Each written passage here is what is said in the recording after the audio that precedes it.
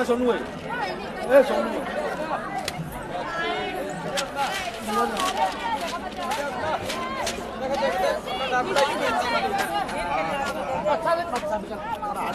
क्यों भी होता मरा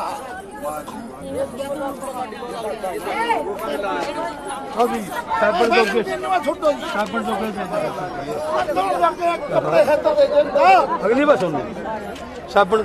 ਸਰਪੰਚ ਜੋ ਕਹੇ ਕੁੰਦੀ ਤਾ ਉਹ ना कौन दी अच्छा ओ ना पौजी मीडिया वाले ये बात है दे दे नु खाली को रख देता उतना है ना ठीक है सरपंच को तो दोगे